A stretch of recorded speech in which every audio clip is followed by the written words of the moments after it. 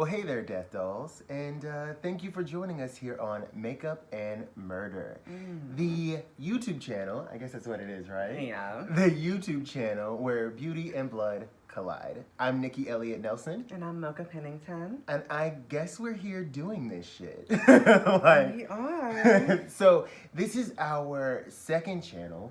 We run another channel here on YouTube, and we absolutely love and adore it. In fact, Definitely. a lot of our viewers on this video are probably going to be people from our other channel. So we Hey, just want girls. to give a shout out to the angels. Mwah, we love you so Hi. much. It was so weird popping on camera and not saying good morning, angels. Yeah. So like totally different vibe, but hopefully you love it just the same. What was our idea for getting this bitch started? I mean, we've always liked true crime. Yeah. We always adored it. We always like to find out, like, the mindset Yeah. of murderers. Yeah. It's like, so too, it's just like, I always have that thought in my head, but like, yeah, did he do it or did she do it? And then like, so sometimes I find myself not rooting for them, but I'm just like, so how long are they gonna do this before they Yeah. get caught? What were the conditions? What was behind it? I love a good mystery, and I think the subject matter just lends itself to that. And what's better? What's better than a little murder mystery and a little beauty? So what you're gonna at the same time. So what you're gonna find here on this channel is Mocha's gonna hit you with some makeup tips. I got you covered on the skincare, gym tips if you want them. Like, you know, if you want them, I can kick a couple your way. And I can give you some BJ tips. Well, you know, If you want them. she does rock an awesome BJ. I've heard. I've heard she's really good at that. Give her an extra quarter, she'll do anal. But yes, so you know what? Without further ado, should we kick off our stories? We sure should. So, behind the scenes, a little bit earlier, I was talking to Mocha and I was like, okay, Mocha, who do you want to go first? And I already knew, like in the back of my head, I already knew. I was like, I was like, so yeah, I'm gonna end up going first on this whole thing, but that's okay. I totally don't mind it. So before we kick into my story, I am going to share with you a skincare product that I have been using for, I believe, 2 weeks, and it has totally, like, absolutely, without a doubt, changed the game. And Game changer. it's game changing. It's game changing. So you guys, it is Curology. This stuff, if I could boil this down and drink it in my tea, I absolutely would. Like, this thing, I don't know, it's like miracle in a bottle. It's done such great things for my skin. I absolutely live for it. I absolutely swear by it. I like telling everyone from the mountaintops, if you have troubled skin, check out Curology. She's your girl. She's gonna do some things for you. I heard like it's really good things about it. fucking amazing. Can I say fucking? If we get in trouble, we just get in trouble. So, are you ready for my story? I am. So, okay, you guys, so I was writing this. I was legitimately writing it, and I was like, okay. So, like, in writing the first story, I kind of like just want to remember all the things that were going through my head while I was writing it. So I wrote a little monologue. I know it's like super corny, super cheesy. Also, just want to let everybody know, I did not write this by myself. I had some serious help from Wikipedia and some other articles that we're gonna put down in the description box for you, so you could definitely check those mother effers out, so you know who helps me write this. So, I'm gonna just get started, okay? Is that cool with you? I'm gonna pretend you said yes. All right. It says, so I'm thinking to myself exactly who I want to choose to be my first ever killer to cover on our new channel, Makeup and Murder. Not gonna lie, as I sit here typing this, eating Ritz crackers with lightly spread jam, I feel a little bit like Carrie Bradshaw. Except I'm a 6'2" black man and we're not covering sex, we're covering murder, which isn't so great, but can be equally salacious. Maybe I'll cover that lady Charlize Theron played in that one movie, but to be honest, it's been done. And there are honestly so many interesting murderers, but this is our first time. And I ain't had a first time in a long time. Oh, honey. I tried a lot of things. A lot. That's not what this is about. But this is our first time, and I want it to be special. So I'm doing my thing, and I'm searching, right? I'm looking up different serial killers, and I'm just like, because this is not specifically serial killers. We're gonna get into like just crime, and maybe like I want to do, what's the story on, like, there's a syndrome Stockholm syndrome. Mm-hmm. That wasn't a murder, but I would really like to look into the, like, because you know that's a thing from like an actual crime. Like, I want to definitely get into it. But for this one, I think we specifically wanted to do like female serial killers. Yeah. Like, we talked about it and we were like, our first story has got to be female serial killers. Hard stop.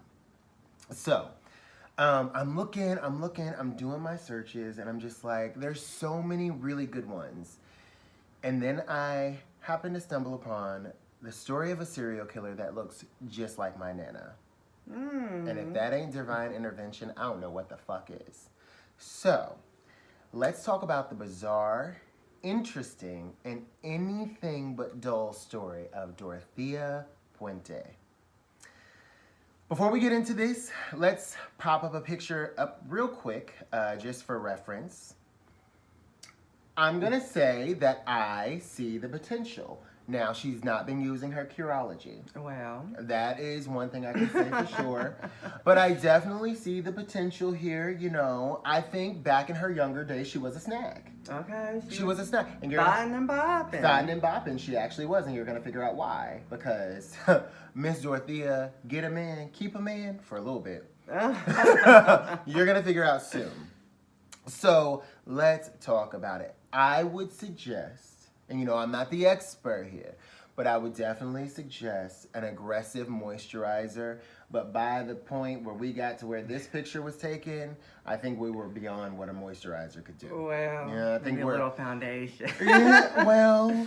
Not the light cover. There we go. I was going to say, what's the one that like basically just seals you in? What's that? Needs a full cover. Yes, honey. Like the MAC. Like the studio effects. The one that comes like in a little pod thing. Yeah, like she needs something strong. But in her youth, I would have suggested, you know, maybe a strong moisturizer, you know, and a little self-love.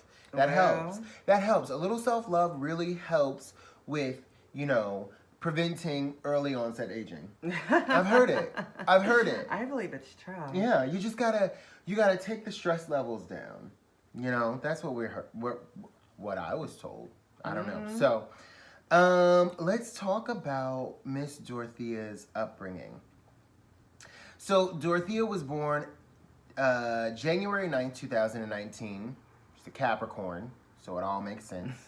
It all tracks. I was like, she's a Capricorn. Well, that's saying a lot. No, but to be honest, I was looking at a list that talked about, like, serial killers and their, like, birth month and their sign. And, like, what the most serial killers, like what their signs were, and it just happened to be Gemini. You bitch. It happened to be Virgo, Sagittarius, and Gemini. Those are like the three most often serial killers, like they're in that sign. There were a few little Pisces on there, so y'all get honorable mention, but Gemini is there, so sleep with the nightlight on, bitch. Well, because, you know, it's statistically speaking. Statistically speaking, you might wake up without a head one day. Well, but there will be makeup on it. I'll make sure to put makeup on it first. Yeah, I'll do you a favor. I'll do you a solid. I really appreciate that. Thank you so much. Do what I can. What are best friends for? Okay. Duh. So listen, I hate to sound like a stereotype, but apparently Miss Dorothea's life was not exactly a bowl of cherries. Apparently, her parents were, like, rampant drunks. And her mother was a sex worker, which, hey, ain't no shame. Whatever pays the bills. Nothing wrong with it, honey. You gotta do what you gotta do. You know, you got something that sells when cotton won't. Okay. So you gotta do what you gotta do. And apparently, her dad tried to off himself right in front of her. How the fuck is that for traumatizing? Yeah, just a little. Like, you go to school and your teachers are like, so, how was your day? And it's just like, oh, Dad just tried to kill himself yesterday He's again. just Like, hanging himself. Nothing new. okay. So, you know, I get that, like, her upbringing wasn't exactly pleasant, wasn't good, wasn't something that we could all enjoy, right? Wasn't a day at the zoo. I like the zoo. I like the zoo. I haven't been in a very long time. Well, you know, the Rona came in and stole all of our... Honey, they started snatching everyone up. We got locked inside. But let's think about it. Let's really, really think about it. Had the zoo been open and available, would you have gone? It's been a long time. I wanted to. I want to. I want to go to this. No, I'm going. No, now I'm going. No, you're not. The Rona got $20 that says that you won't be going to the zoo, bitch. It's not gonna happen for you. But you know, I mean, maybe one of these days you can go. I can tell you what I remember of it smells like hell. Yeah, it didn't have a pleasant smell. It don't smell good. I don't like the way it smells. But you know. So here's the thing. So her dad tried to kill himself, and then he actually died of tuberculosis, like in 1939. What's that? I heard It's like it before. TB. Remember you used to have to get like the TB shot? Here's a cat. Wait, no, that was the tetanus shot. We had to get so They many were damn pumping us shots full of whenever- shit so often. Yeah, we didn't know what the hell. Who knew what the hell is swimming around inside? You remember they like made us do that, I think it was like a hepatitis B shot that we had to take in elementary school. And it was like, they made us take 3 of them. And it was just like one, and then they had to wait like a month and they gave us another one. And then you didn't take that? I mean, I probably did. Well, I fucking did. And those bitches lied because they told us that we were going to be like immune for the rest of our lives. And 2 years ago, I went and got a checkup. Don't you know this bitch was like, well, she like did some doctor thing. Like, I don't know. surprise! She was like, surprise, you're not immune, so we have to do it again. And that bitch hurts. Well, Like the hepatitis B or whatever vaccine it is, it ain't cute. It's not cute. It hurts your arm for an entire day. And it makes your stomach hurt. I don't remember. I Well, just remember having a lot of shots as a kid. baby lying. Well, Whatever. But yeah, no, so he he tried to off himself, and then he dies in 1937 of tuberculosis, which is just like, well, I mean, he got his wish. close your eyes and anything you want is yours. And then her mom actually ended up dying like a year later. And then apparently they sent homegirl to an orphanage. How old was she? I cannot remember how old she was. I didn't even look at that. But she was young. And we can't confirm it, but apparently she experienced sexual abuse while at the orphanage.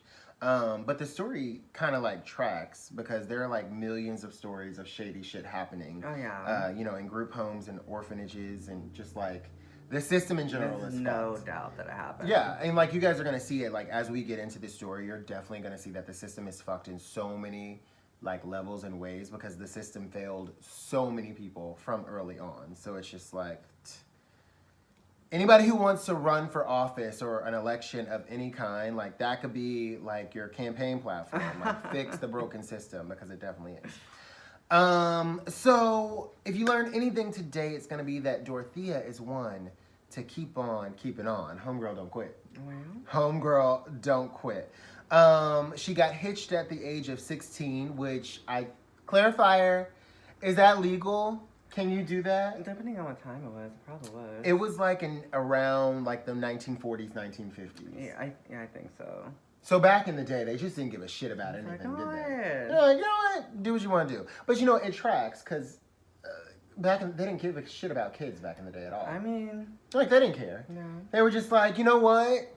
Play nice, girls. Okay. Try not to kill yourself with the cap guns and the lead And the base hammers. paint and the hammers. Just, you know, stay out of the way, will ya? And here's a cigarette if you're scared. Right? If you're scared, have a smoke. It's fine. It's healthier than an apple. I'm like, I love the 50s. Now, where's my martine? Okay, where are we? Okay. So she got hitched at 16, probably in an attempt to escape, like, you know, poverty and have some form of stability. Security. You know, something. So she ends up having 2 kids in the 1940s. But after some brief research, I found that motherhood wasn't really her thing. Well, She was like, you know what? Not a great party. I'm not into it. It's not exactly what the brochure said it would be. So I think I'm gonna not do this anymore. So she sent both of them off to live with some family members. Because she was not one to be bogged down with domestic responsibilities. I mean, She was just like, this she is was not... young too, wasn't she? Yeah, she was like, this is not my thing. I was just out here shucking and jiving, and now I got these babies crying. Ugh. So she sent him away. But, you know, never one to give up. Dorothea keep on keeping on Puente. She don't give up because she got pregnant again in the late 40s, but had a miscarriage. And then her husband left her. Yeah, You know, just like a man.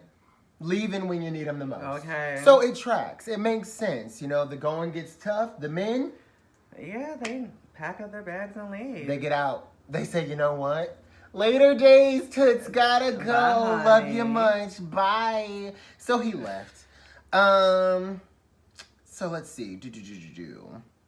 So in the meantime, between time, homegirl had to do what she had to do. So much that she ended up getting arrested for forging checks. Oh my. I mean, homegirl had to do what homegirl had to do. Yes. So she ended up getting 6 months parole for forging checks and a little bit of jail time. Which I would just like to point out, I would like to take this moment to point out that the official reason that George Floyd was accosted by law enforcement was for forging checks. Which I just find really ironic because same crime here, allegedly, Yeah. but it cost him his life, and she got a little bit of jail time. She got her day in court, and then 6 months parole. Yeah. So, just slight differences in the way that things are handled. Just like to point out those like small differences. Clarifier, if anyone can clarify in the description box below what, not understanding. That one doesn't track, it doesn't make sense.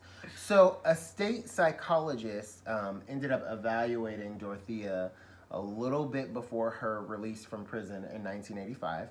And he actually diagnosed her as schizophrenic. So he says, and I quote, "This woman is a disturbed woman who does not appear to have remorse or regret for anything that she's done." He added, "She is to be considered dangerous and her living environment and or employment should be closely monitored." Oh my goodness. Just a gentle aside, it wasn't. The experts are always telling us things like, watch out, X, Y, and Z is gonna happen if you don't keep an eye on it. Like, I wouldn't make this choice or I wouldn't do that. Like, there's a Netflix documentary about like NASA and the Challenger. It's like the Challenger's last something. I don't know. I can't remember. But look it up. It's on Netflix. And like all of these experts were telling people like, yo, this space shuttle that you're trying to put into outer space, it's not going to work out, honey. It's not going to be such a great thing. Don't you know they put the damn thing in? Well, I was going to say they put it in outer space. Oh, it didn't make it? They put it about 1,000 feet in the air. No, and then it just exploded? Everybody on board, honey. Dead. I heard Ain't about that a something bitch? like that. Now, it happened before we were alive. If you guys didn't know, we're 22 and 23 years old. So it happened that was a lie, by the way. Just want to clear that up before. We're 11 and 12. Duh. Yeah, what was I saying? I was saying something there.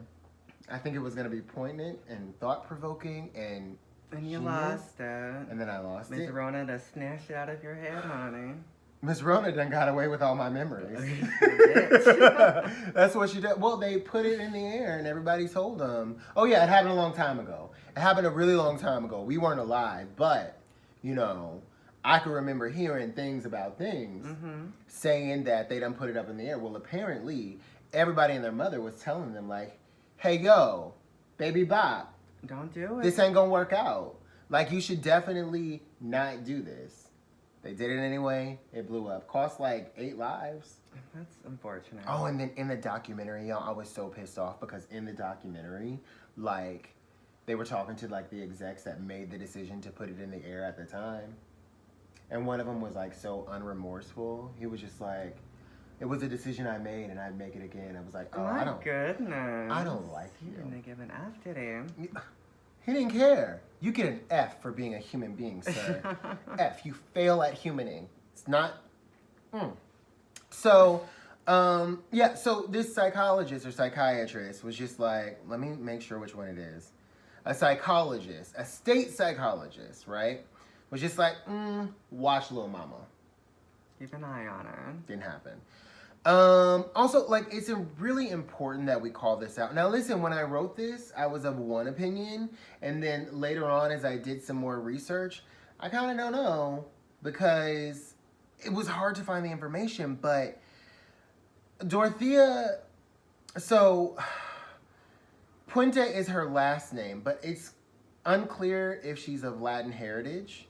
So she married this guy who had the last name Puente, and after he split, just heads up, all our men leave her. Like, every single one of them. She just ended up keeping his name. She, like, ended up marrying, like, he was her third husband, and then she married a guy after that. And then when they got divorced, she was just like, yeah, I'll just go back to Puente. Maybe she just liked her. Maybe, like, yeah. Honey, I'm going. Well, no, she didn't just like it because there was a guy who interviewed her in court. And, like, she talked about how, like, one of the guards was asking her, like, what's your last name? And she was, like, in a hushed tone, she was like, Puente. Who would want that last name? So, I don't know. Maybe it was her. Yeah. Her name. At the least, I think she is white passing. Or could be white passing. If I'm having trouble deciphering, that says something, right? Does it? I think it does. So... I only point out all of that to say that she's white. Or I think that she's white or something. White passing. She's white passing, to say the least. Yeah, something along those lines. Complexion. Yeah, for sure. So, Dorothea find a man, Puente, married a third time to Roberto Puente in Mexico City. True to form, he bails on her 2 years later. And she gets hitched to Pedro Montalvo, is how I'm going to pronounce it. And apparently the marriage was, like, violent and abusive, and it lasted 2 months, and then it was over. So she just hitched it right back to her old last name because it's what she wanted to do. Now I only mention it and I keep like talking about how important the name is because having that last name got her some serious cred in the Latino community, which helped her commit her crimes later on in life. So it's important to remember. Where does she live? Oh, Sacramento, California. Okay. Yes. So this is Cali. And I would just like to add there, like, Pacific Northwest, y'all got some crazy serial killers up there. Like, Yeah, I've heard. the Pacific Northwest got a lot going on. Like, ain't nobody doing it like y'all are. I don't know what's in the water up there. Or maybe it's not water. I don't know Maybe what's it's in the it. wine. Maybe it's the wine. Isn't it wine country? In Napa. Is Napa the Pacific Northwest? We're not great at geography, okay? Really not. Leave us alone. Or math, or social studies, or science. So, okay, so she goes back to the last name Puente. It's important to keep in mind that Puente possessed the ability to charm when it was necessary. She made her way into some impressive circles. And later, when needed, she was able to garner a great reputation among social workers in her region. Very few had anything bad to say about her at the time, with the exception of a few. Retired social worker Mildred Ballinger. Yeah, I know Mildred. I'm lying. I don't know Mildred, but whatever. Mildred is one of the few that ever had anything bad to say about Dorothea, citing Puente displayed an odd obsession with her own health, lamenting to clients and caseworkers alike that she suffered from cancer. But she says every time you go to see her, her cancer had always moved from her brain to her breast or her liver. There's a disease. What is it called? Munchausen by proxy is whenever you make your kids sick. Yeah, I think. She sounds like a hypochondriac. Yeah. Is that what it is? She sounds like a hypochondriac. So she was like, every time you see her, the cancer had moved. So she was like, so you knew she was a liar. Yeah. She also goes on to say that she was just pure evil. She said, I don't know that she ever did anything good without bad motive. My goodness. Know some people like that. So, you know. I was about to say hi to him. I was like, oh, bitch. Different show. Don't do that. Different show. Different channel. Different channel. It's okay. So at this point, remember, Dorothea gets married to her third husband 2 years later. He bails on her. Then she very quickly marries her fourth husband. A couple months later, he bails on her. So at this point, homegirl is like, fuck it. Married life ain't for me. Which is fine. Which is okay. I mean, it seems like it, but it's not for her. Yeah, you know what? Marriage isn't for everyone. Women are not born to get married and have children. Okay, it's just be in the kitchen, honey. It's not for everyone. I mean, Dorothea tried it and look how fucking bad at it she is. You know, it just so happens that the one thing that she's really good at is not exactly socially acceptable. Oh, really? You can't murder people. Even on accident. You know, you murder somebody on purpose, it's murder. You murder somebody on accident, manslaughter. Turns out you go to jail for both. Who knew? 12. Like it's a freak accident. What? Say Brandy Norwood. He didn't go to jail. Well, I mean, it depends on, like everything in this country, how good is your lawyer? Do you have a good lawyer? That's true. If you have a good lawyer, then maybe, possibly, you get off. But she did put out that one album. Human, Yeah, which was like prison. I'm human, yeah. I just done ran somebody over. We all make killed them. mistakes.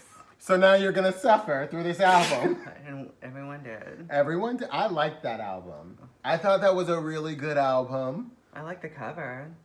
She looks great for someone who just killed someone. Well. She looks fantastic. Yeah. You know, you can't just go around killing people and look like shit. You know, you really gotta give the people something they can feel after you commit vehicular manslaughter. I mean, how did she do it? I heard she was on her phone. Yeah, texting. she was just texting and then Boop. she was Dead. Yeah, Yeah. Well. It was an accident. Yeah. Well, so at this point, Dorothea is out of road.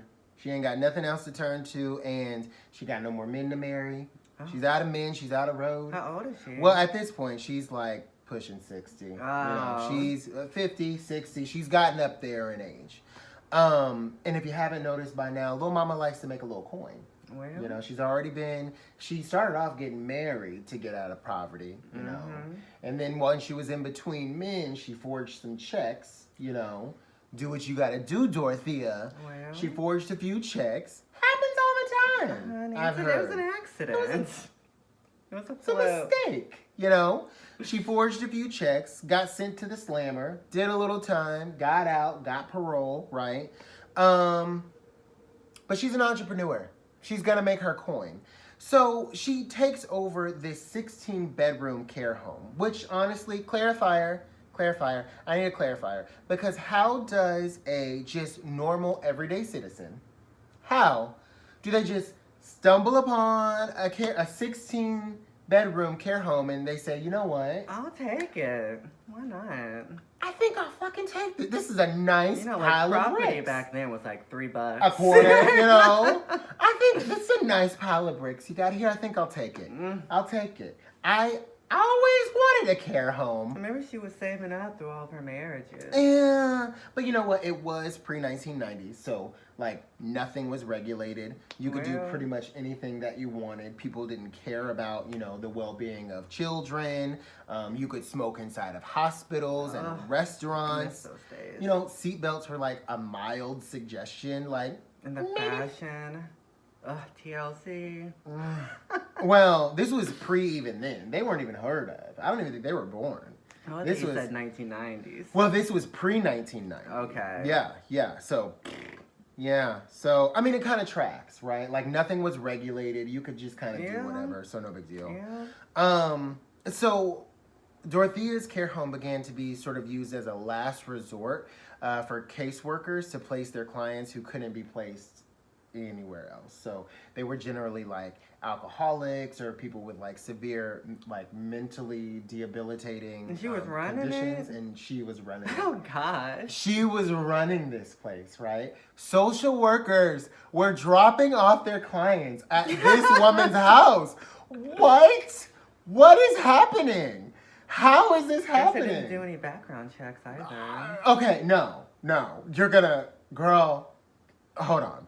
Okay, so, you know, these were the easiest people to take advantage of, right? Yeah. And the social workers were just like with it because she didn't turn anybody away. She was like, I need to bring him on in. Bring them on. So she didn't turn anybody away.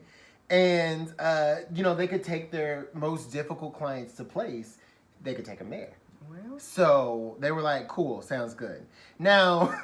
She didn't find a man during that time with them? No, she gave up on love, honey. Oh. She She's said... like, love don't live here no more. She said, love don't live here no more. But guess who Like- does? So, keep in mind, Dorothea's boarding home was regularly visited by the parole board. Because remember her little conviction a few years ago? Yeah, she's not supposed to be around the elderly, and she's not supposed to handle government checks. Those are like 2 violations of her parole. Yeah. And it was regularly visited by the parole board, but I guess, fuck it, because no one did anything about it. Well. They were just like, hey, you know you're not supposed to be doing that. So stop it. Stop it, okay? And they just like, I don't know, said, see you fuck next it, let's week." go to Chewy's, I'm hungry. Hell. Like, what? God, the 80s. Now, so here's the thing. Her tenants' reviews were always really mixed. So some raved about her like genuine acts of kindness. And like when asked, they'd be like, oh yeah, well, you know, she makes little home cooked meals for us. And she's like, I think that's her responsibility. She was like running and the cook. I guess so. Like, Did she the maid too? Like, she did everything? I think she did. Well, Oh, like she probably pocketed all the money. She's Well, like, where's my cook salary, my maid salary? I'm the gardener, honey. I'm the groundskeeper. you know what? We might not know arithmetic, but we ain't no dumb bitches. Cause you on to something. You on to something. Listen here. So some of her tenants raved about her genuine acts of kindness, which were, in reality were just like bare minimum. Yeah. And then others, used to it. right? Others would talk about how stingy she was, like taking their mail, not allowing this much. Sit there, man. Well, she, not allowing them much autonomy over their personal affairs. It was later discovered that she was cashing their checks and allowing them only small portions of their money. So she would give them like a small stipend to live off of, but like you said, She's like, she was taking out a fee for cooked meals, room and Well. board, cleaning, all of that shit. She was robbing them blind, basically. Well, Dorothea! What are we gonna do with you? Well, we ain't gonna do she nothing was now. like, well, She's honey, dead. Lucifer's dealing with me. Yeah, right now. you're in hell, She's honey. having fun too, bro. Probably. She's like the only man that ever left me. Okay, so, yeah. So where are we? Okay, so she had a pretty good run of things, except there was one problem. People who entered her facility just kept coming up missing. It was the damnedest thing. Oh, like my. every once in a while, you never heard from him Got again. misplaced. There we go. Misplaced. There we go. It was a freak accident. Yeah. Like, haven't you ever just lost a complete human being before, repeatedly, all the time. several times? I know. I lost a lot of ex-boyfriends. to those nasty falls. They're so clumsy. What are we supposed to do? They should watch themselves near stairwells, open plots of land. The police come knocking on the door. Now the cops are here. Okay. Hide everything. Where was I? Okay. So in November of 1985, so yeah, this was like 80s-ish. Mm-hmm. She got the shoulder pads. Yes, like the big shoulder pads. Cool story. So she hired a handyman by the name of Ismael Flores.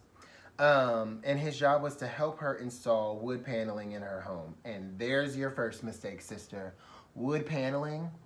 Oh, honey, it was the 80s, wasn't it? It was, wasn't it? I'm embarrassed for her.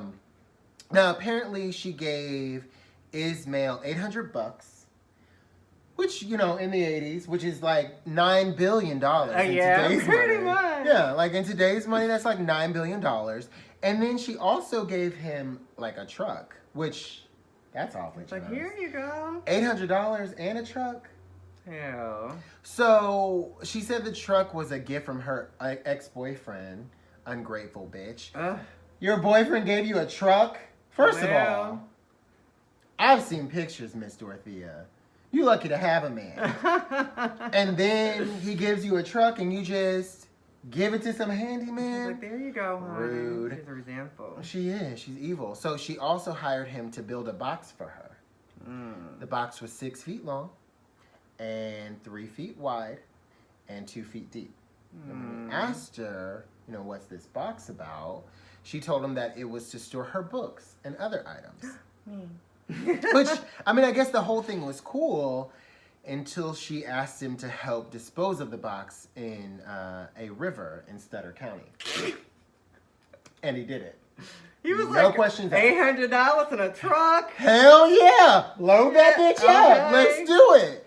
And he did it, which I'm just like, I would have had questions.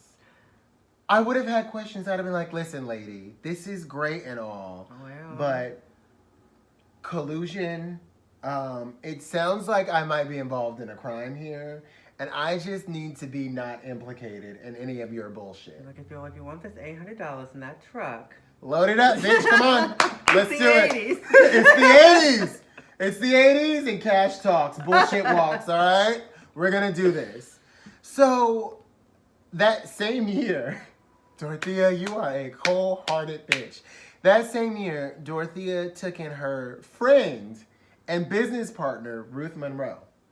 Okay? Within weeks, Ruth died of a codeine overdose. And Dorothea claimed that Ruth was depressed and the death was eventually ruled a suicide. My goodness. She's a cold piece of work. Well. Just like, spoiler alert, it wasn't a suicide. Also, it wasn't books in that box. Just, if you haven't figured it out by now, there it is. So at one point, the neighbors say that they really started to grow suspicious of Dorothea when she hired a severely handicapped man named Chief to be her handyman. So that's even more money coming out of the checks because now I got to pay Chief. Yeah. You don't want Chief to go unpaid, do you? I got to pay Chief. Well, she had apparently hired him to remove some soil from the basement. Clarifier, I need to understand. And call me stupid. What kind of fucking basement has soil in it? I mean, I've heard that there's it was like a cellar, a root cellar. I mean, it was described as a basement. And if you see the house, it looks like it's the house that, like, the basement in this house is going to be like, what kind of basement has soil in it? I need to know. I need to understand some things because it's not tracking. It's not making sense, love. It ain't clicking. It's not. honey. The math ain't mathin'. It never does. I hate math, by the way. Yeah, no, if you haven't picked it up yet, not fans of math. Don't love it. So she hired him to, you know, get rid of some soil in the basement and dispose of garbage. And then one day, Chief just disappeared. And still no one called the fucking cops. I'm confused. Well, I mean, it was the 80s. Like, I'm reading this story and I'm just like, everything I'm like, well, it's the it's 80s. the 80s. What a terrible fucking time and place the 80s must have been. Except for Madonna and her cute little outfits she used to wear. I love those outfits. I mean, I hear like in the 80s, it was just like a different time and place. Yeah. Like, I heard like the Times Square that we know of in New York that's here and now today. I hear you'll get shanks back in the day in Times Square. Well. I heard New York used to be a dangerous place. Well. Not much has changed. The muggings. Gotta love it. So, in November of 1988, Alvaro Montoya disappeared after he, he disappeared. And after he failed to show up to meetings, because I guess when you're in the system, you have to go to regularly scheduled meetings and so on and so forth. So he just stopped showing up one day, and his social worker decided to report him missing. So the police paid a visit to like his last residence on file, and guess where it was? Well, Dorothea's house.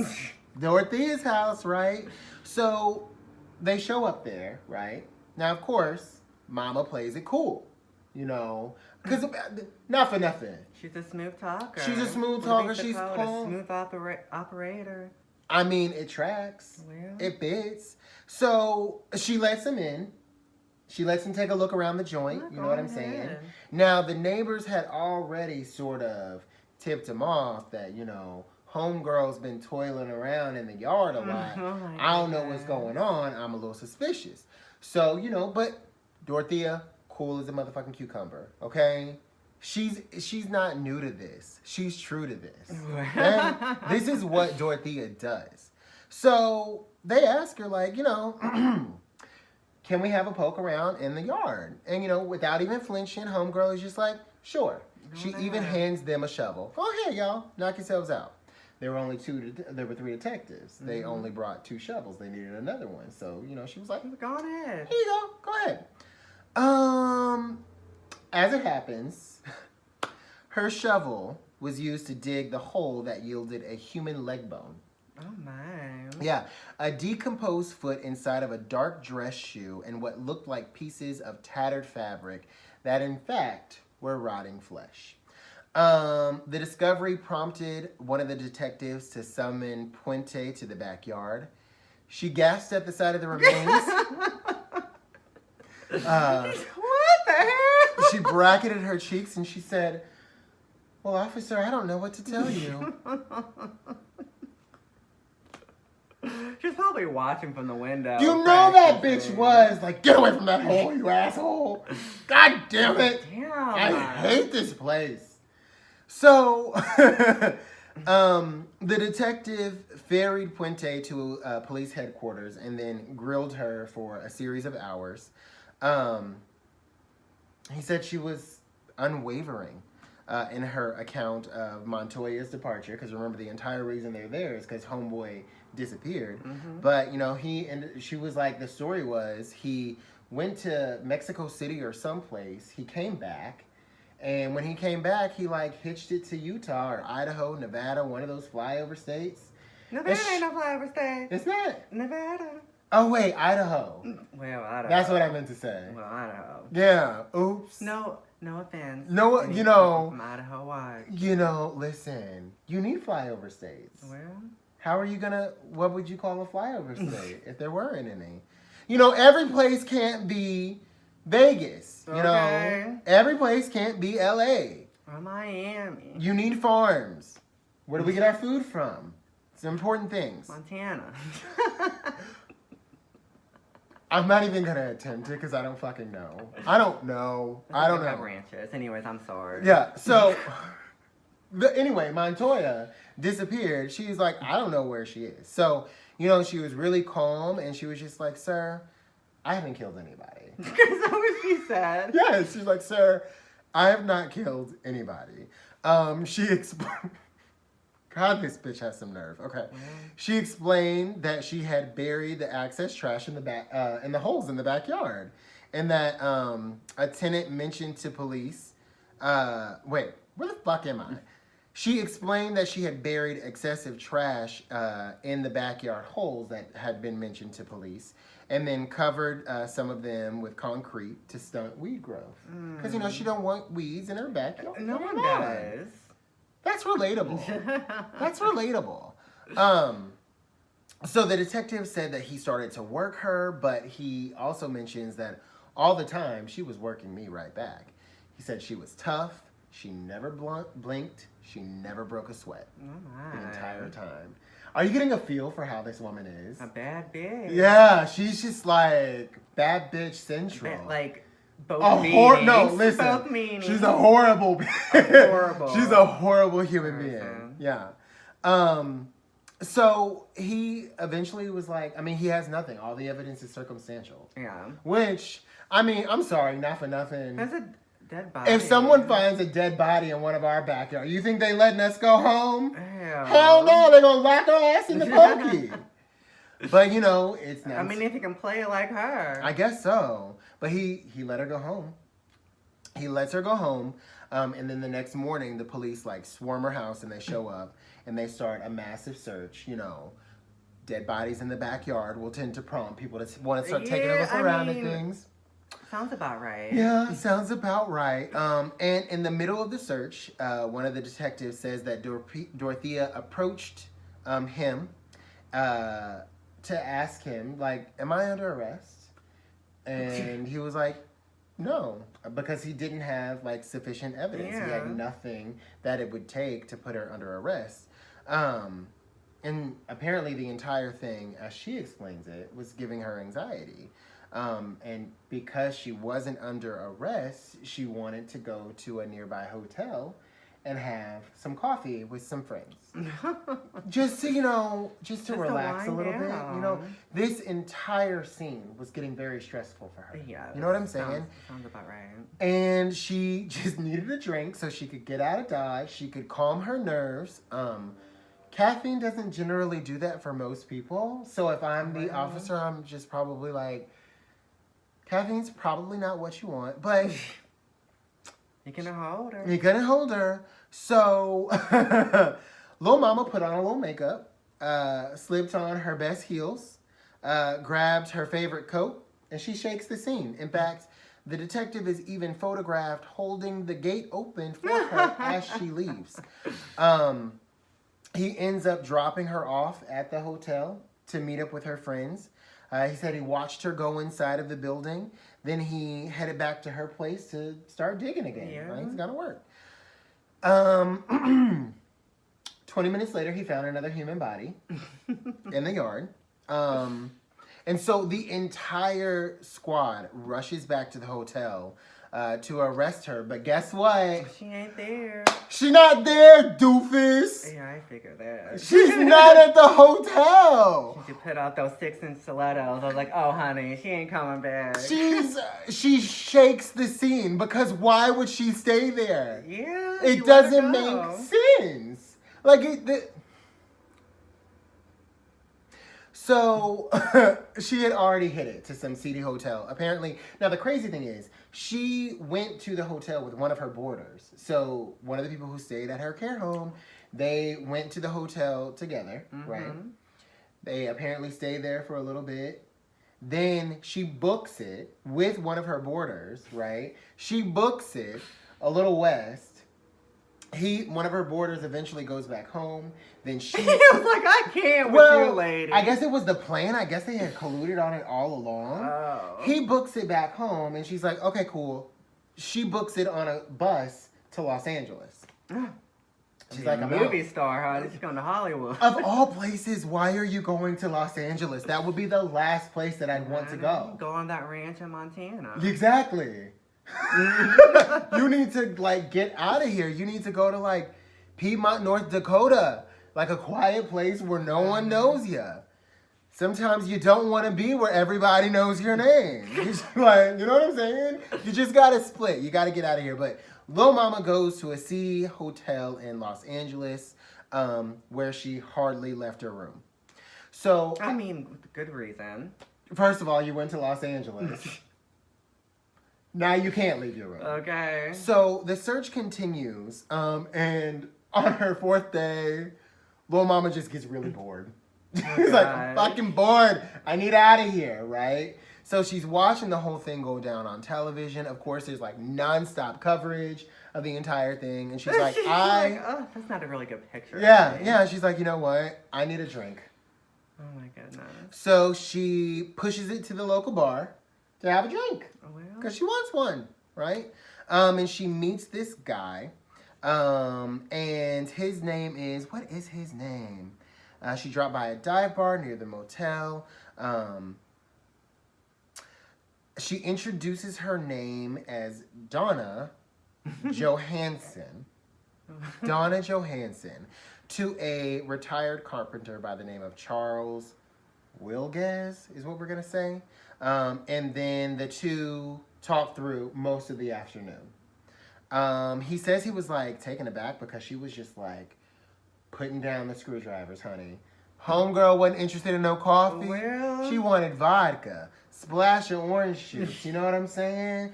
He said, party girl. Party girl. Said she was throwing him back too. But he said he began to get a little weary. Dorothea! Dorothea! What is going on? He says he began to get a little weary when she started coming off really hard with questions about his social security. You just met this man, Dorothea. Tell me about your social security pension. Tell me about your social security and your pension, boo. I need to know. He was obviously drunk. Oh, yeah. And then he says, like, you know, she abruptly suggested that they consider living together. Oh, my God. So, girl's on a mission. Well. She knows what she needs to get accomplished. Fast. She's like, honey, they're after me. Time is not on her side. Honey. So, she does what she has to do. Now, he ends up dropping her off back at the hotel. So, you know, he was weary, but he ends up taking her back to the hotel. And they actually made plans to go shopping the next day. Oh my God. Lil Mama got him committed to shopping. So, like, he drops her off, then, like, on the way home, he starts thinking to myself, like, where have I seen this face before? Where do I know this woman from? Where's this woman from? Then he's like, whoa. The 5 o'clock news. The news! This woman's been on the news. That's where I know her crazy ass from. She crazy. So, of course, like, he hits up the local authorities. Yeah. I mean, he knows exactly where she's staying because... He dropped her off. Now, Dorothea, you let this man... You know what happened? They ended up staying at the bar too late. All the buses had stopped running. So she didn't have no choice but let him drop her off. You should have walked, Dorothea. Should have walked because... With all those screwdrivers she had. Well... everybody should be scared of her. Well, I mean... Not the other way around. I mean... Dorothea off your top.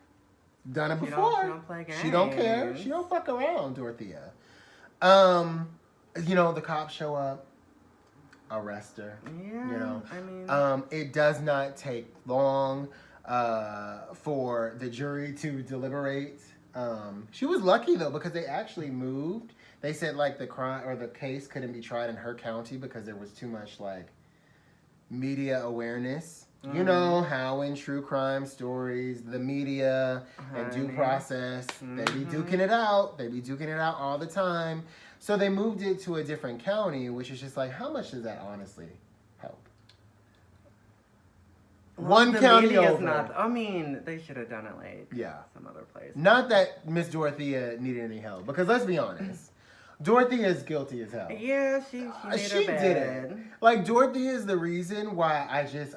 like my dream of a defense attorney, like I couldn't even do it. Cause Lil Mama's case come across my desk, I'm gonna be like, bitch, but you did it though. What you want me to defend? What can I defend here? Yeah. You sure you just don't want to plead guilty and go for a reduced sentence? Maybe I can work you down from the death penalty. But girl, you going to jail. I mean, you going to jail, Dorothea. And she did. As she should. She did life in prison. Well. There was a journalist who later went to visit her in prison, did a really good story about it. We're going to put the link in the description box below. He said in his visits to her, on his very first visit, without pause or hesitation, she said, "I'm not guilty." Whenever he would press her about it, she would say, "They don't know all the facts. Oh my goodness. They don't have all the facts." And so one of the most telling things about, even years later, because at this point, she died in 2011 of natural causes in prison.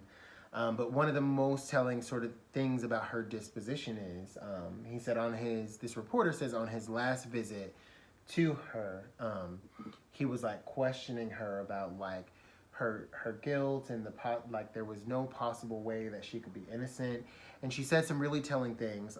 The first thing she said was, "I was getting the checks. Why would I go out of my way to kill these people when I was getting the checks?" Yeah. She's like, "It'd be like a sloppy waste of time." And I was just like, well, your line of questioning is rooted in logic, but your behavior is not. Yeah.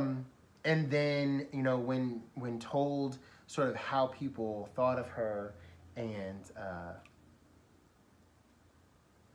how the public views her, and asked what she thought of it, she said, "I don't give a shit what anyone thinks of me." I mean, that should be an attitude to have. Relatable. Yeah. You know, that was, if she had one humanizing, endearing moment, for me, that was it. When she said, "I don't give a shit what anyone thinks of mine me." would be putting on makeup and the heels. Yeah. Maybe run from your crime scene. Yeah, yeah. Relatable. You know, but that is the crazy story of Dorothea Puente. Well. Shit. What did you think of that one? I thought she was fabulous. No. But here's the thing. There is an air of like, you know, here's the thing. We are always going to root for a strong female lead. Yeah. Even if she happens to be like the bad guy. And so even though I want her to rot in hell, and she is. Yeah. More than likely. Maybe she repented in her last days. She did, when the reporter in that story, you know, said that, you know, she reported avidly reading the Bible. However, when he asked her what her favorite passage was, she said all of them. Yes, you're gonna. She couldn't quote one. Yeah. No, so she's probably rotting in hell, right? Yeah. But there's a part of you that's just like, society didn't give you a fair shake. Well. And you did horrible things, but maybe you were doing what you thought you had to do. I don't know. I mean. Either way, she's rotting in hell, and that's where she deserves to be. Yeah, she is. Oh my God. That was our first ever story on Makeup and Murder. Did you guys like it? I hope you did. Mocha, I'm so excited to hear your story. I'm ready for it. Good. Are you ready for it? I am. Well, okay, so do we need a break? Yeah. Hey, Death Dolls. Hope you guys are enjoying our very first installment of Makeup and Murder. If so, check us out on Tea Time, a YouTube channel where we talk about YouTube drama in all of its dirty little essence. Link in the description box. Okay, guys, back to the show. All right, sugar tits, that was a well-deserved break. It was. All right, are you ready for this? I am. Is your story good? I like to think so. It better be, because I've got tomatoes and I know how to throw them. Well, before I jump into Rose in the House of Horrors, okay, I want to mention what I'm wearing on my eyes and my lips. On my eyes, I am wearing Manny MUA's brand Lunar Beauty. What is it? The Moon Spell. Y'all, I love this packaging so much. I just keep it on my bookshelf. It looks like a little spell book. So cute. He wanted to call it the Book of Shadows. Oh. But it was copywritten, so he kind of... Damn copyright laws. Well, yeah. And on my lips, I am wearing Cardity. I don't know. I like it. What is this called? Pretty Fly. I like it. Cute little nude. I bought like 16 of them. Some of them. So they're cheap. Yeah, they're like $6. Some of them Cool. are like really good like this, but like the pinks come out like really patchy. Gotcha. Yes. All right. Well, Check them out, y'all. if you want. If you want. All right, let's do this. Are you ready? Are y'all ready? Ready as I'm ever gonna be. Well, Rose West was born Rosemary Letts in England on November 29th, 1953. She was the fifth of 7 children. Her mother, Daisy, she suffered from severe depression. She had like a history of it. And like back then, they did like electroshock therapy to like try to cure her depression. And while she was pregnant, she was still getting the electroshock therapy. She actually was administered like one of the last therapies while like a few days before Rose was born. How? Pause. I know like the medical field is crazy. Yeah. And I know the human brain is like a crazy little box of chocolates. Yes. But like, I don't know. I would just think that that's not okay. Yeah, it's not good, is it? It seems a little off. You know, but lobotomies are a thing, so there's that. I hope they still don't do that. No, I think they quit on the lobotomies. Well, that's good. That's good. Yeah. Well, whenever she was a baby, Yeah. like she was doted on. Like everyone was like, "Oh my gosh, she's so cute." Aww. But like whenever she got older, like she started developing like weird habits. Where she would like thrust her head against the headboard in her bed, or she would just like daze off and like sway her head back and forth. Her siblings believed her to be dumb. They called her Dozy Rosie. Yeah, it's never good. I mean, it sounds cute on the surface. Dozy Rosie. Oh, I'm Dozy Rosie. That's not a compliment. Okay. But people believe that like those episodes were a cause of the electroshock therapy, but like nothing has been proven. It tracks. I mean, sounds about right. Yeah. Her father, William, was a schizophrenic, and he had an obsessive compulsive disorder. So if I'm putting this together right, the mother had issues, the father had issues. Yes. What a great soup. You know? Great. He like demanded Daisy to have the house like completely spotless. He would even like soak the carpets in bleach. He was like crazy. Can you do that? He did. He sure did. Okay, so like my grandmother used to like bleach her towels, like the color ones too. They would be falling apart. I'm sure they were lovely. They were like, first of all, they were hard as hell. I can imagine. And then they would like, so I'm trying to imagine carpet that like could withstand. I don't. Honey. Clarifier. Maybe they had different bleach back in the day. Probably like 100% stronger than it is now. Had lye in it. The bleach had lye and like deer piss. Well, it makes things cleaner. I mean, that sounds about right. It tracks. Well, whenever they didn't keep the house spotless, or like something was out of place, or he didn't like the way something was clean, yeah, he would beat them. He would beat them all. And he had an unhealthy relationship with his oldest daughter, Patricia. He would molest her. Ugh. And once she was like, she couldn't take anymore, she like left. Yeah. He turned his sights on Rose. Dozy Rosie. Dozy Rosie. Well, okay, so, but she's the 5th child. Yeah. Was there she was like the only daughter in the line? No, there were other daughters, but he had a little unhealthy attraction for her. Obsession with Patricia and then Rosie. What is with people? That's another story. Yeah. So it was like before like she hit puberty, he started to mess with her. Yuck. Yeah. Yuck.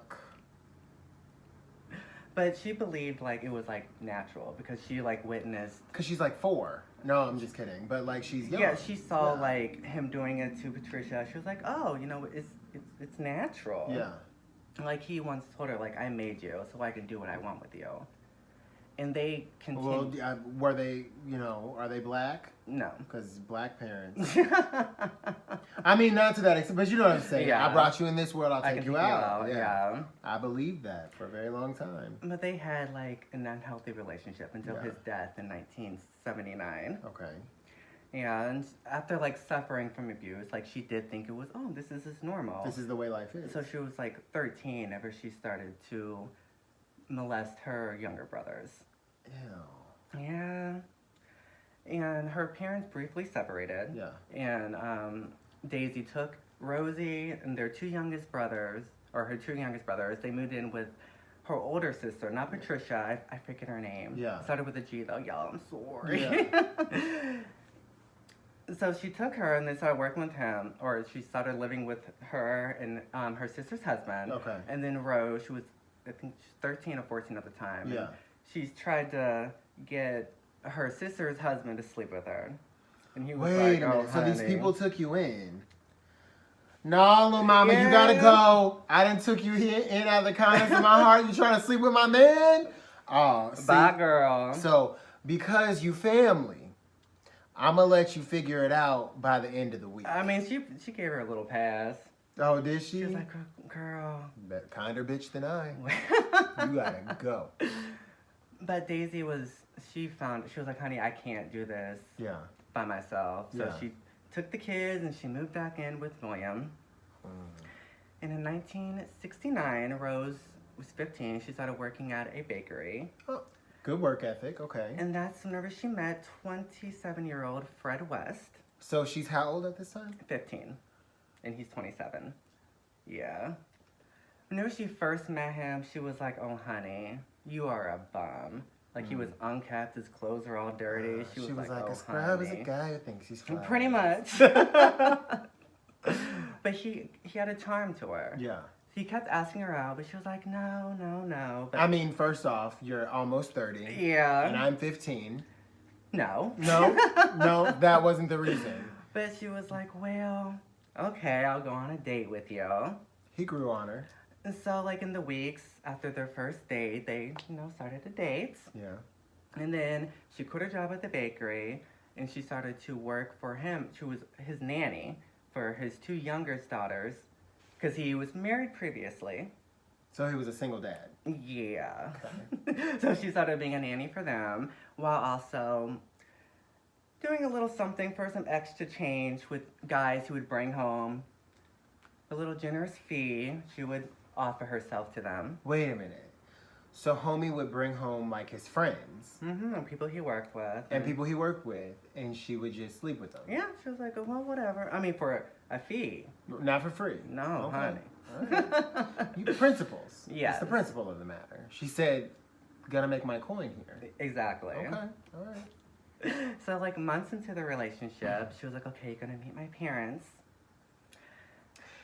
Possibly jealous of her new love interest. Yeah. Her father was like, oh, I don't like him.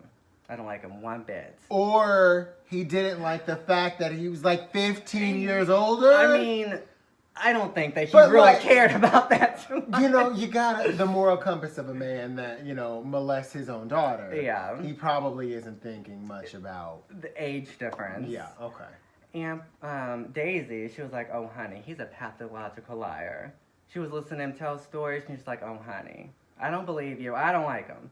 So Yeah. it was like, yeah, honey, we don't want you dating him. The first good parenting I've seen in this Well, story. I mean... So there's that. Life's not about perfection, it's about improvement. And William was just like, honey, if you continue dating my daughter, I'm going to go to social services. And I'm going to report you. Like someone should have done to him. Well, yes.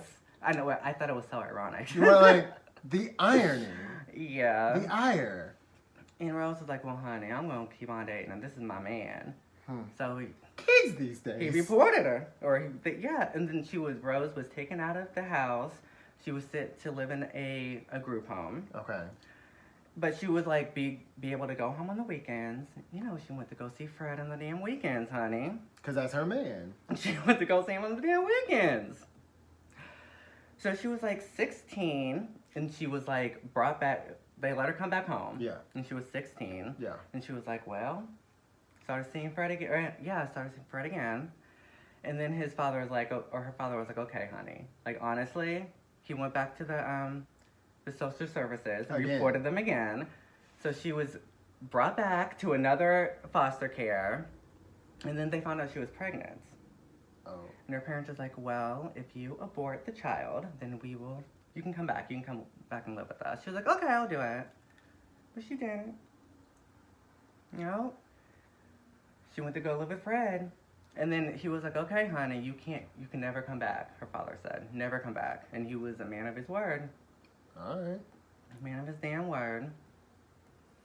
So she gave birth to their first child, Heather Ann, which is kind of speculated that it wasn't Fred's, it was her father's. Ooh. Because she was still in an unhealthy relationship with him. Whenever she was also seeing Fred. The scandal, honey. And there was like a rumor that later on, like she was a prostitute later on, and he would pay for her services. Yes. So wait, he won't let her come back home. he'll go to her home. Yes. Okay. So when she gave birth to Heather Ann, Fred was arrested for theft, and he spent 6.5 months in jail.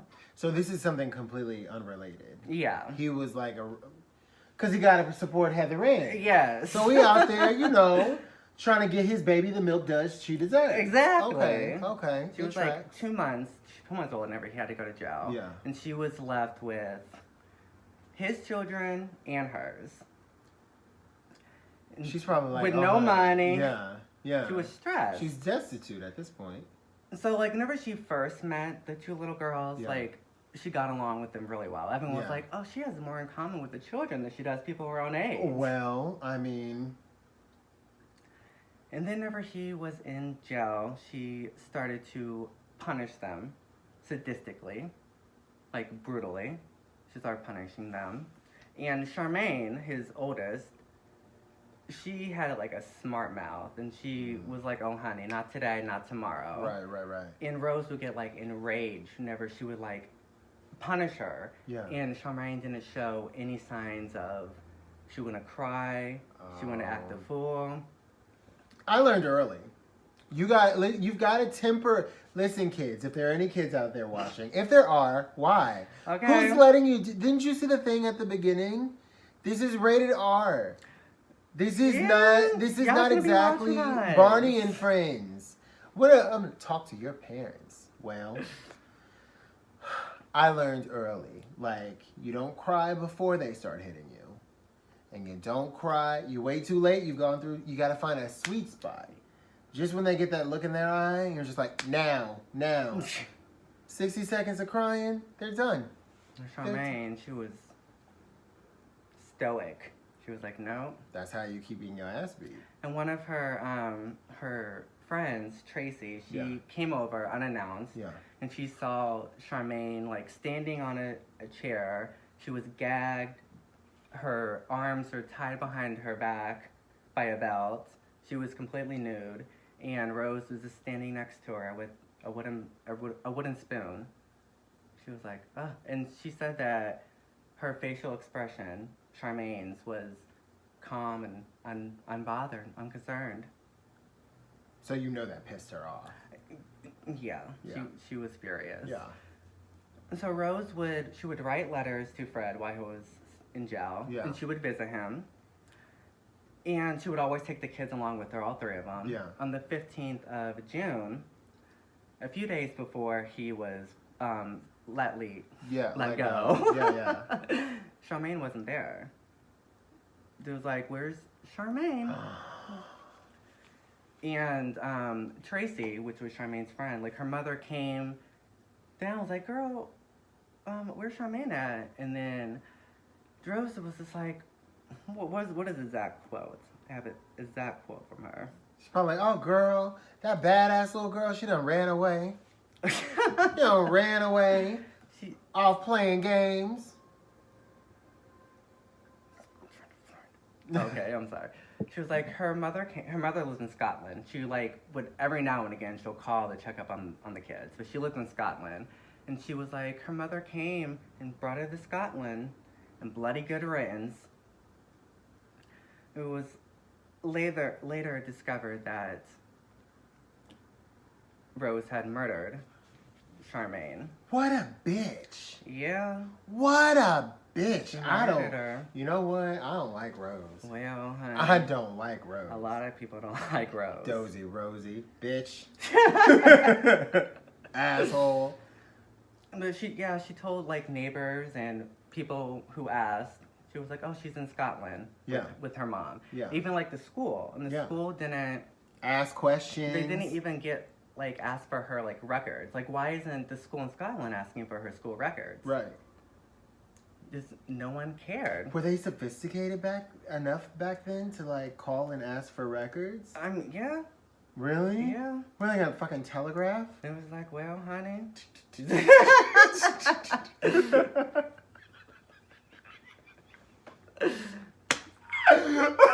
I'm sorry.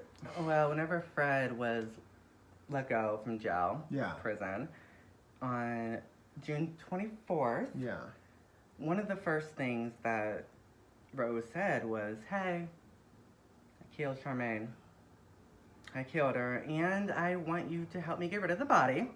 Wait a minute, so the body's still hanging around? She stored her away in a coal cellar underneath their apartment. So what's a coal cellar?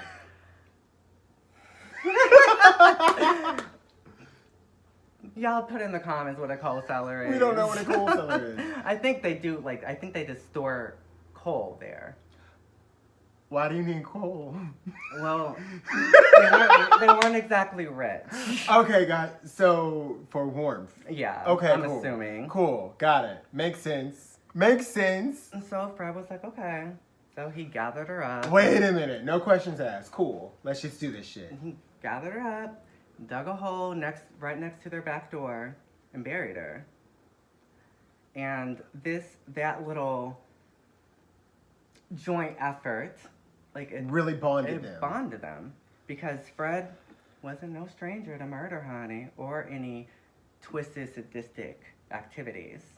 He murdered his mistress, Anne McFall, who was pregnant, 8 months pregnant, with his child at the time, and a 15-year-old waitress. He also impregnated his sister when she was 13, and there was a rumor that he was in a sexual relationship with his mother. Y'all just nasty. I mean, damn. So together, Rose and Fred would become one of Britain's most notorious murderous couples. In their house on 25 Crumlin Street would be known as the House of Horrors in the tabloids. Hold on. These motherfuckers just teamed up and started killing people together? Honey? Oh, this is juicy. Okay. Well, in 1971, Rena, who was Charmaine's and his other daughter, Anna Marie. Okay. She was her mother, and she came out looking for him. Like, okay, where's my daughters? Like, she wanted to bring them back to Scotland. Well, hello, bitch. How are you? You've only been gone 5 damn years. You just noticed she's gone? And now you want her to... You know what? I hate when people leave something somewhere, and then all of a sudden, it's so damn urgent. Like, well, bitch, you left her 5 years. It might take me 5 to find her. She was like, well, I call every now and again. So Fred became anxious. He was like, oh, God, what am I going to do? She was like, okay, I'll bring you to Charmaine, but first, let's just go to the pub. That's what they called overseas, a bar. Oh, got it, okay. A bar, and he got her drunk. His ex-wife? Yes. No, they're still married. They were still married. Oh. Yeah. Oh. We're adding adultery.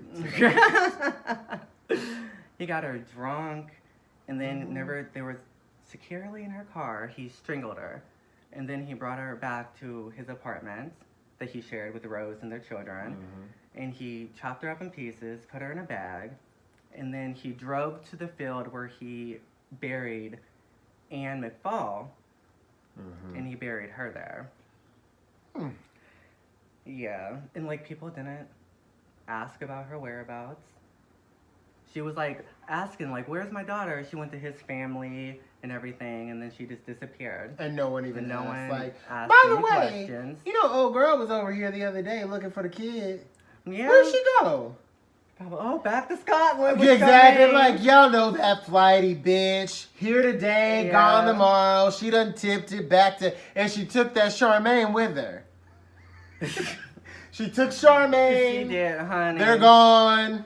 Charmaine was mixed race. She was Yeah. mixed with Asian Okay. and white. Okay. So whenever Anna Marie, which was her daughter and Fred's daughter together, she was like, how come she didn't bring me back to Scotland? He was like, oh, honey, you're the wrong color. And that's what he told her. Yeah. Okay. A little messed up. Yeah. So they married in 1972, Rose and Fred, at the same registry that he got married to. Oh, girl. Yeah. And then he was still married. He like they didn't file for divorce. He was like, oh, honey, I'm a bachelor. I'm single. And then he was like, oh, okay, whatever. Clarifier. Who's the records woman that works there? Because I would have been like, well, you know what? It's the 70s. You see, none of that? No, they was like, well, whatever. Sure. They honeymooned in Davin, or Davin, I don't know. Yeah.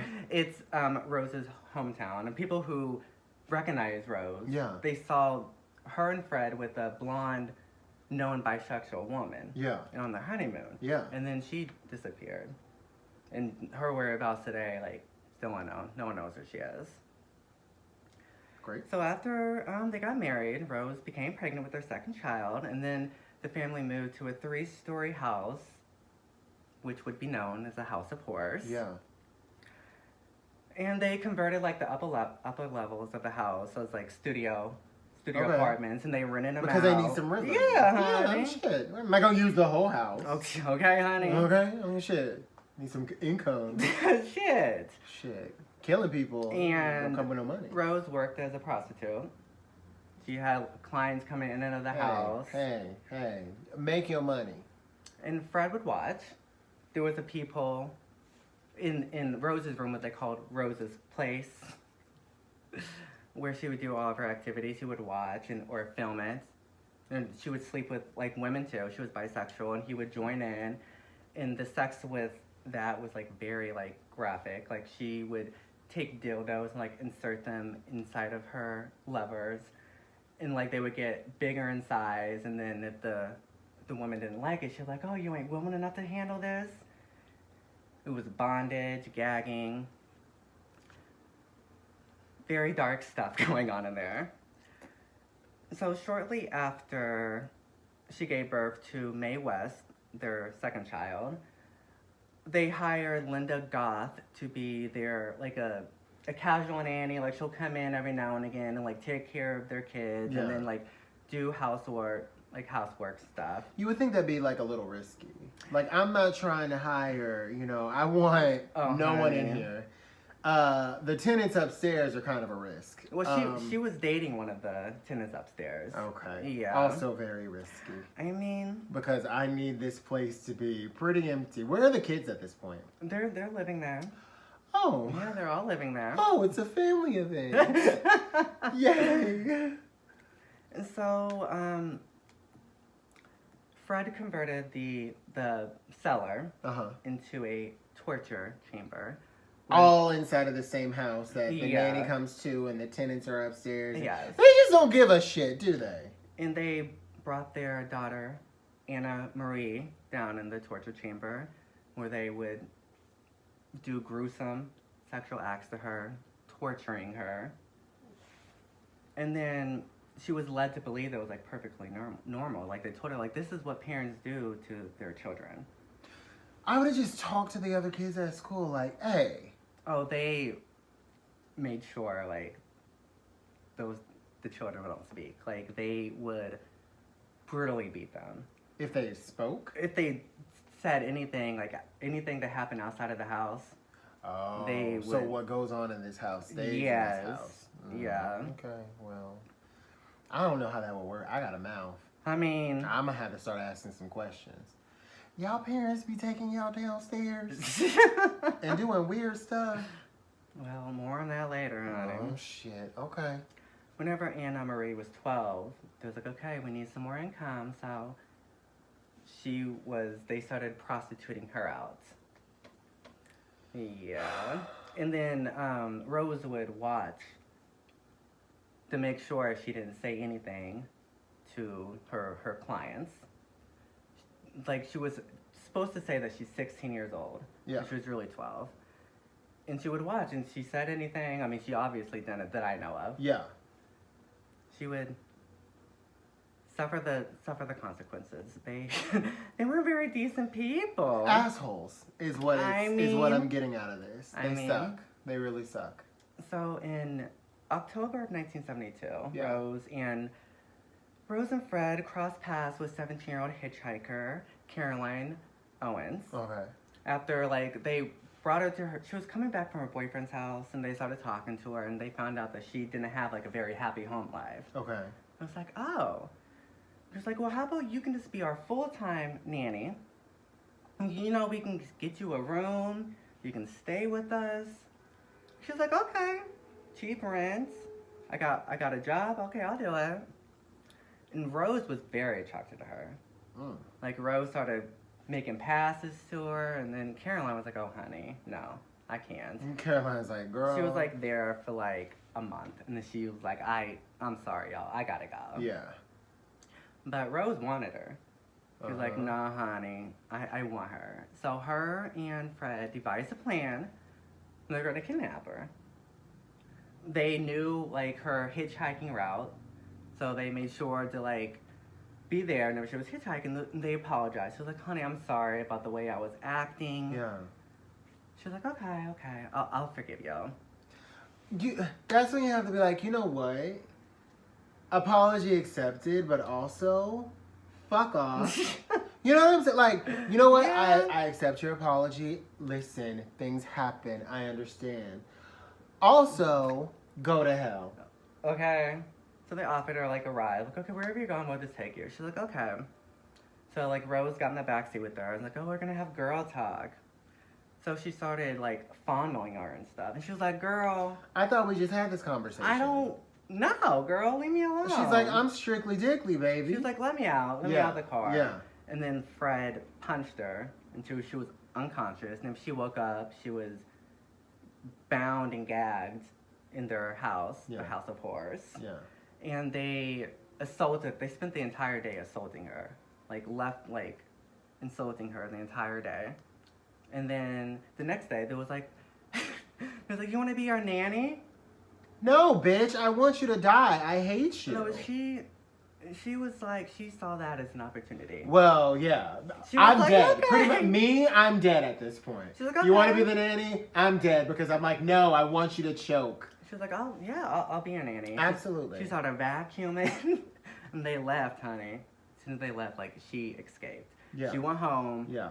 She didn't tell her mom at first. Like, she had, like, welts and bruises all over. She was ashamed. Yeah. About what happened. She didn't want to talk about it. Yeah. Her mom was like, girl, what is wrong? Right. Like, she told her. Yeah. And her mom was like, oh, no, honey. She called the police, and then they were arrested. Finally. But she was terrified to see them in court. She was like, I can't see him in court. Understandable. So there was like, she didn't want to testify. All the charges were dropped. They had to pay a $50 fee, which 50 euros, I don't know how much that is in US dollars. It's more than dollars. Well, and then I was like, well, damn. Our next one, we're just gonna kill her. I was like, okay. So they turned their sights on Linda Goth.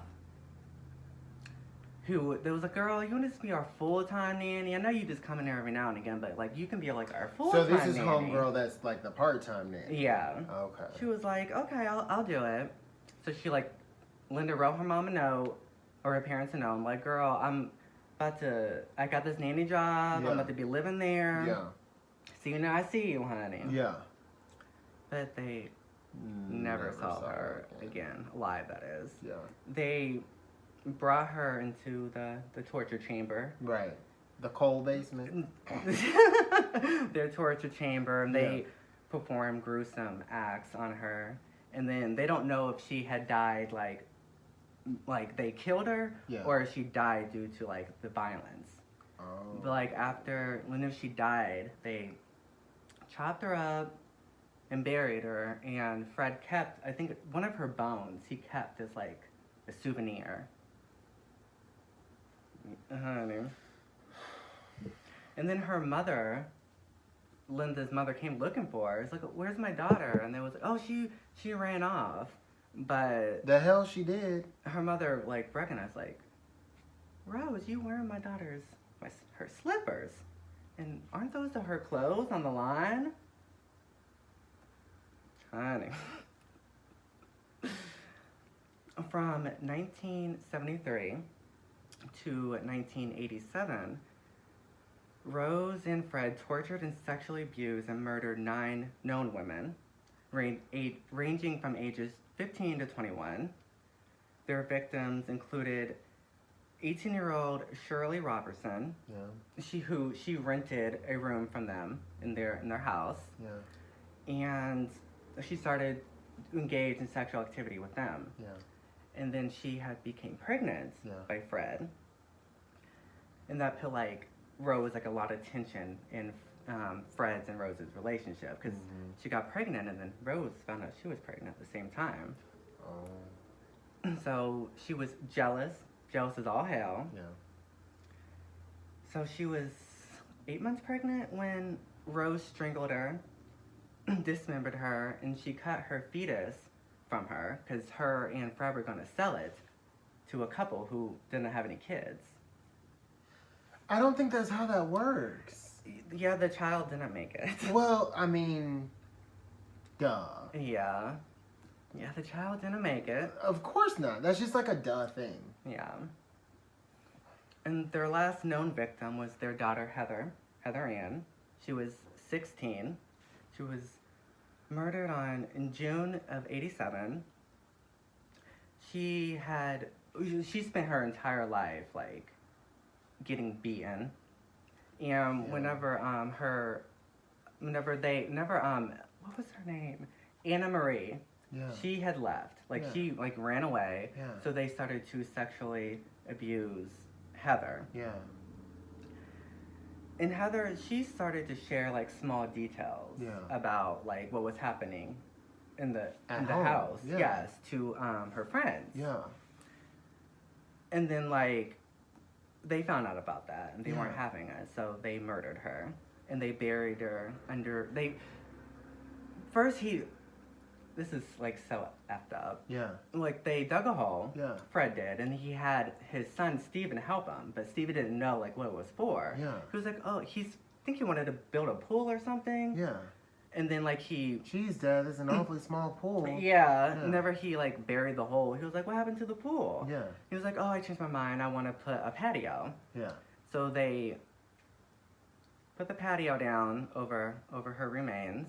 And then it was like, whenever the children act up, it was like, if you act up, you're going to end up underneath the patio like Heather. So this has become like, they've gotten so sadistic that this has become like the running punchline. Yeah. You're going to end up under the patio. Yeah. And not like, so I just wonder how it would feel to be like a kid in that situation. Like, I know parents can be awfully persuasive. Yeah. I don't know. I was a pretty hard-headed bitch, though. Oh, but like, what are y'all doing? Right, but like, this is... It would be like this, like the fear factor to like, I mean, they done killed. Yeah, yeah. So... And also, like, we have to remember that this is like, the 1980, 60, 70, long time ago. Like, you didn't have, like, social media where you could see, like, this ain't normal. Like, yeah. Amber Joe and them down the street ain't going through the same shit I'm going through right honey. here. Yeah, so, I guess it makes sense. I mean, whenever people would ask, because she did really well in school. Yeah. It was like, where is Heather? Yeah. She was like, she found a job. You know, she's out, like, she even, like, Rose faked a phone call from Heather once to like prove like, oh yeah, I'm talking to Heather. Yeah. She's doing great. Yeah. F that stuff. Yeah. Their 13-year-old daughter, May, Yeah. they started to abuse her. And she told her friends about it. Yeah. And then her friend told her mom about it. And then they were arrested. Oh, good. They were arrested for it. Fucking finally, I'm sick of these assholes. But unfortunately, like, she was terrified and she didn't want to testify against her parents. Okay. But all 5 of their kids were taken out of the home and put into foster care. Like, she had other children with her clients, Rose did. Like, they were, like, half white and half Indian. Yeah. Like So- Native American. No, like, Indian. yeah, Okay, Indian. okay. They're from India. Because this is in Europe. Yeah. Okay, gotcha. Yeah, so they took those kids. Yeah. And they all put them in foster care. Yeah. But there was a detective named Hazel Savage. Yeah. And she had spoken to his first wife, Yeah. Rena, Yeah. and like a long time ago. And Rena had told like her about like the horrible things that Fred had done to her, like sexually. Yeah. And Hazel was like, no, I feel like something's not right. Yeah. Where is Heather? Yeah. Something's not right. Yeah. So they got a search warrant. Fuck yeah. Fuck yeah, they did. So they searched the house. Yeah. And they started to discover all the bodies. Yeah. All of the bodies that Yeah. they started finding them. They found Heather, and then Fred confessed to all the crimes. He said Rose she wasn't involved in it, it was just me. Mm-hmm. And the Rose officer was like, oh, yeah. That's Yeah. how it went. I didn't do nothing. I didn't I'm even know clueless. about it. Like, she even, like, convinced her kids, like, oh, it was all him. Yeah. It was all him, honey. I didn't do it. Mama, so you mean to tell me? They believed, like, they were so brainwashed. They Yeah. believed her. And I forgot to mention that one of the kids, whenever in foster care, how they found out about the buried bodies Yeah. was that a care worker overheard him or her talking about Heather being buried under the patio. So that's when they got the search warrants to go look at the place. Sorry, y'all. Wait, so this is fucked. I mean, This is just fucked a bit. supreme. What the fuck? Just a bit. Yeah. So yeah, Rose was like, "No, Fred did. I didn't. I wasn't do even it." there. Pretty much. And there was in court, and they would like sit next to each other, and he would try to show her affection, and she would just shun him away, like, honey, get up off me. Yeah. And like he would tell his kids, like, tell Rose I love her, and she would say nothing back. Well, that ain't gonna work out. I'm gonna tell you how that's gonna go. So it broke him down, honey. Like the people, like the guards and the other inmates were here and like crying in the cell late at night. Yeah. And on New Year's Day of 95, Fred committed suicide by hanging himself from his cell by a makeshift noose he fashioned from sheets. He done killed himself. And, people were pissed. I applaud his creativity. People were pissed. Were they It was really? like, y'all gonna let him kill himself after he did all this? Y'all gonna let him kill himself? I don't think they encouraged it. Like, I don't know if they were like, give him. They let them alone for like an hour. Uh-huh. And that's never he did it.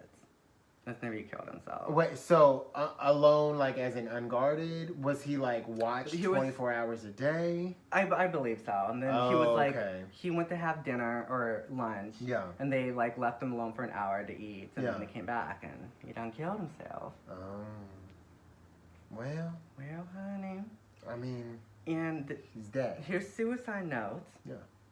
Would you read it? Like sometimes, I don't know why. Yeah. I guess Are you gonna cry? I mean, I don't know why I do. Okay. Because, like, obviously. He's Okay, like, I don't give a fuck about him. He could die he's 20 a poor, times. I don't know. I just thought it was so sad. So, to Rose, West, Steve, and May. Well, fuck, now I'm gonna get okay. Well, Rose, it's your birthday on November 29th, 1994, and you will be 41 and still beautiful and still lovely, and I love you. We will always be in love. The most beautiful thing in my life was when I met you. This is fucked. Isn't it? This is fucked. It's really fucked. Our love is special to us. So, love, keep your promise to me. Keep your promises to me. You know what they are. Where we are put together forever and ever is up to you. We loved Heather, both of us. I would love Charmaine to be with Heather and Rena. You will always be Miss West all over the world. That is important to me and you. I haven't got you a present, but all I have is my life. I will give it to you, my darling. When you're ready, come for me. I'll be waiting for you. Yeah, it's a little fact.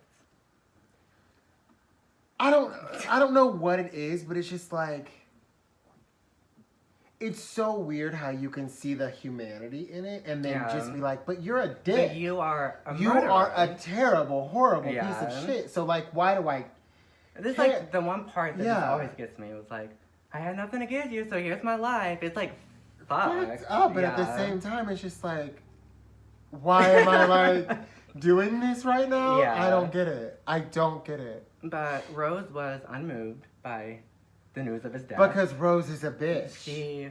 I mean, he's Both no better. Yeah, I mean, he's no better. They're both assholes. She didn't attend his funeral. Like, he was like in a cold storage, I think that's what it's called, a deep freeze for like 3 months because no one was like, honey, we're not burying him, honey. Yeah. And like finally like a church was like, okay, we'll do it. We'll do it. And like no one came really to the funeral except for like his kids. Even like for some reason, like Anna Marie like had like a soft spot for her father after all the bullshit, horrible things that he did to her. Like she still had a soft spot. Yeah. And she was like crying, and then like 2 of the kids got in a fight over the ashes. One of them snatched it up. They wanted them? Honey, yeah, have okay, them. here, I'll spring them on the damn ground. Yeah, take them. Take the ashes. I don't give a shit. Wow. So like all the charges were like put on Rose. But he said she didn't do it. They knew better. They was like, honey, we know. You hear that, Rose? Hear that? So during a trial, she still said, I'm innocent, honey. I didn't do nothing. You've got your murderer right there. Yeah. Admitted to all the crimes. But the jury found her guilty. Good. On all accounts. Good. And on November 22nd, 1995, she was sentenced to life in prison. Good. Where to this day, she's... Oh, she's still alive? She's still alive, and she still says she's like... innocent. But she did befriend Myra Henley. Yeah. She was another one of Britain's most notorious serial couples. Maybe we'll cover her in the future. Yeah, that's what I was thinking. Like, well, maybe. But they said that they fell out. Their friendship, like, they fell out because they both wanted to be like the victorious queen bee in the cells. Oh. Imagine. And that is the story of Rose West and the House of Horrors, honey. Fuck. Scoot back in the frame a little, honey. You got so excited. Fuck. Wasn't it demented? You know what? I didn't expect to be like so into the story. Like, I'm glad that it's just like you telling me a fucking story. Yeah. And like it's just like true crime. It well, sucks me the fuck in. I don't know if you experienced that, but like when I was listening to your story, I was like super fucking into it. Like, go hell, honey. And that Rose and Fred are assholes. They're screwed up people. Oh my god. Cheese and rice. Oh, honey. Cheese and rice. So you guys, if you've made it to this point, those were our first ever stories on Makeup and Murder. Yes, I'm excited. If you made it, put a knife. Put a knife emoji in the comment section if you made it. You know what? It takes special people to like true crime. Watch us. Yeah, to watch us, to like true crime, to be into it. So Death Dolls, we'll hope you're here for it. We hope you love it. We had an amazing time telling you our stories. If you guys have suggestions on who you would like to hear us cover, what you would like to do, we love a strong female lead. This couple story was cool. But you know what was weird? when I was looking at Dorothea's story, I found the humanity in Rose and Fred, right? But when I was looking at Dorothea's story, I wouldn't kind of say it was like she wasn't likable, but there was a certain quality that she had that I was like, oh, okay. I was like, you know, it's like Lord Rita. Or like Rita from the Power Rangers. She's like, you don't like her, but you're like, oh. But it's just like, okay, I see you. Or like but Freddy I don't Krueger. like you. Or like Freddy Krueger. You're so it's like, hilarious. I don't like you, but I see you, right? I didn't find that in Rose and Fred. I didn't either. I thought they were assholes from jump. I did too. Like, they were fuck them. Horrible yeah, people. Rose and Fred can eat shit. Yeah. I'm kind of upset that she's still alive. I mean, she's... the clock's ticking, girl. Yeah. The clock's ticking. She's gonna be around too much longer. Yeah. Like her children, who was it? Anna Marie, she wrote a book about her experiences in the house. She? Yes, and the other daughter, May, she did as well. Yeah. That's not the Mae West, is it? Because you know there's an actress by the name. Yeah, I know that. No, okay, I was gonna say it's a small fucking world, huh? No, that's not her. Shit. Well, you know what? I was gonna say angels, dolls, death dolls. Death dolls. We're gonna get out of here because we gotta film for our other channel right after this. But you know what? Hope you love it. Give us some feedback here. Yeah, let us know what you think. How it's going. What you like, what you didn't like. What we can improve on. Yeah, we're going to let you guys kind of give us feedback early and often. What you change, what you keep. If we could do it, we will, you know? So we're going to get out of here. But remember, life's a blush and then you die. Later, guys.